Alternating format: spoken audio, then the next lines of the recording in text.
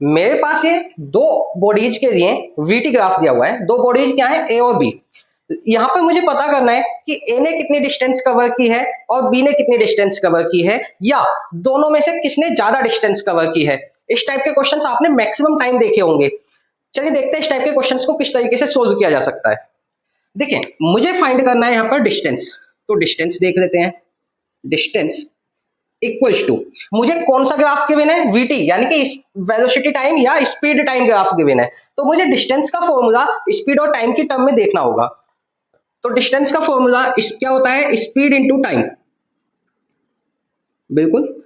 तो अगर मैं यहां से चाहूं तो मैं लिख सकता हूं कि डिस्टेंस इक्वल्स टू, स्पीड को मैंने किस एक्सिस पर दिया है, वाई एक्सिस पर,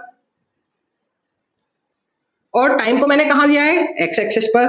तो अगर किसी भी क्वांटिटी के लिए ग्राफ की टर्म में ऐसी फॉर्म बन जाए कि Y axis into X axis, इसको कहते हैं area under the curve, area under the curve या area under the graph, curve या graph, area under the graph.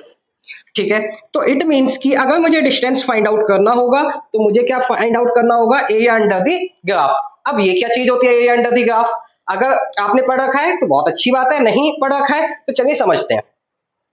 यहां तक तो क्लियर हो गया होगा कि अगर मुझे वीटी ग्राफ से डिस्टेंस पता करनी है तो मुझे एरिया अंडर द कर्व या एरिया अंडर द ग्राफ पता करना होगा। ठीक है, देखिए जो ग्राफ है उसको एक्स एक्सिस से मैच करा दें, तो ये जो एरिया बनेगा ये वाला, ये एरिया आपका कहलाएगा area under the graph of B, B के लिए। तो अगर मुझे बी की डिस्टेंस पता करनी होगी तो मुझे ये वाला एरिया फाइंड आउट करना होगा। ठीक है, जो मैंने शेड किया है।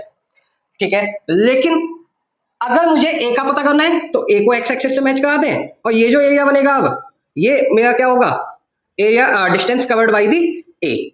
यहाँ पर रीडिंग्स दी होंगी आपको क्वेश्चन में, आप यहाँ की रीडिंग लेकर के, और ये क्या बनता हुआ नजर आ रहा है, ट्रायंगल, तो area under area of triangle का फॉर्मूला लगा देंगे 1/2 basic to height.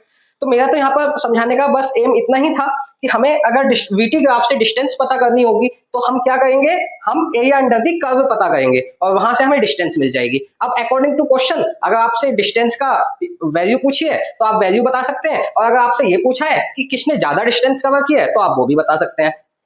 I hope कि कॉन्सेप्ट क्लियर हुआ होगा। इसी तरीके से चीजों को शॉर्ट में डिस्कस करने के लिए हमारे चैनल को सब्सक्राइब कर लीजिए और वीडियो को लाइक करके फ्रेंड्स के साथ शेयर कर दीजिए।